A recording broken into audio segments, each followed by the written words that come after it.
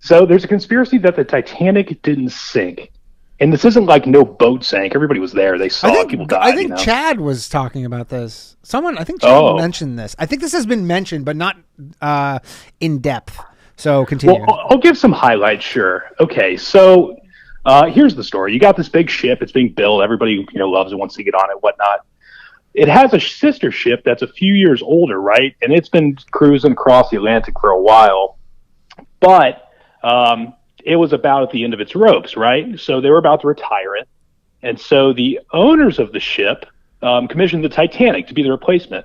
Unfortunately, it was a lot more expensive than they expected, and they wanted to get a better return on it. Plus, they wanted to get money off of the ship, its sister ship, the Olympic, before it had to be put up into dry storage or whatever they did with it, burnt down or whatever. Okay. So what the conspiracy is that they painted and changed the interior of the Olympic to match what the new Titanic would look like, and then they would go and sink the Olympic, keeping the Titanic that they could rename the Olympic, the original one, and get a ton of insurance money back from the sinking of the Titanic. Interesting. And that's one part of it. But another one, and why I really like this one, is because it has to do with the Federal Reserve, right? So at the time, the Federal Reserve was being established in America. This is the part that Chad said, where they were on they were given free tickets or something. It was the lead. What's the opposite of a proponent? So the lead critics of the Federal Reserve in America were on some trip in Britain or whatever, talking with the king. I don't know what they were doing. And they were on their way back to go vote on part of the establishment of the Federal Reserve. And so they were on the ship and they died.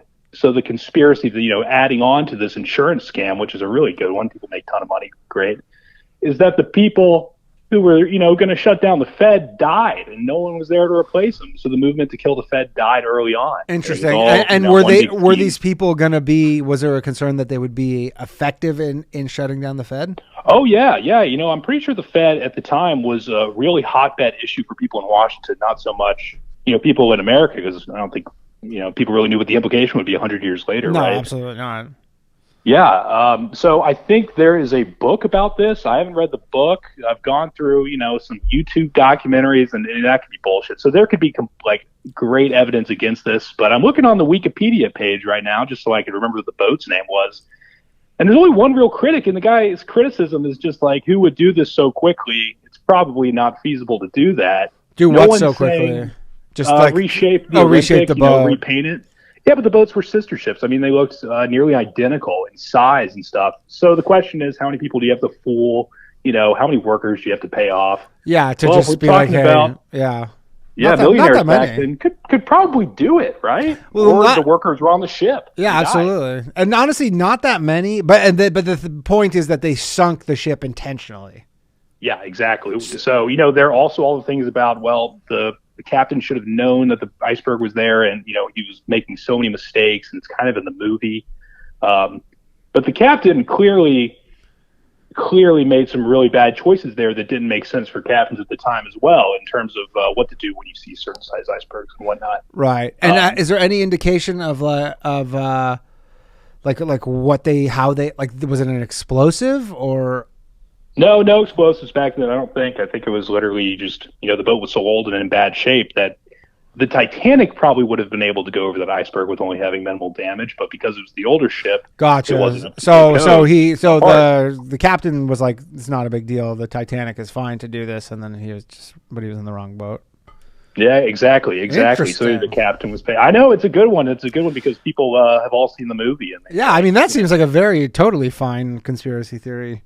For parties, that's yeah, exactly. A little less, no blood rituals with no 5G and the no lizard people and all that good stuff. No. Yeah, no, that's a good one. Yeah. That was Chad. Chad had mentioned that very briefly several weeks ago, but not to that detail. And he didn't mention the whole part about the dual the two boats. So then, it's pretty whatever compelling. happened to the other boat that was, I guess, actually the Titanic, that just survived for another 20 years and just made crosses across the Atlantic until it got docked again.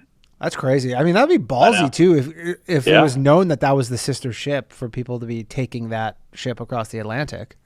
Well, if you had, your entire American and whatever else banks in Europe behind you, You probably get away with it. It's Yeah. happened before, so Yeah. you know. Interesting. Well, Cool. good. I'm glad you enjoyed it. I really appreciate the time. Love your show. Yeah, thank you. Have a good one. Yeah, thanks for calling in, Michael.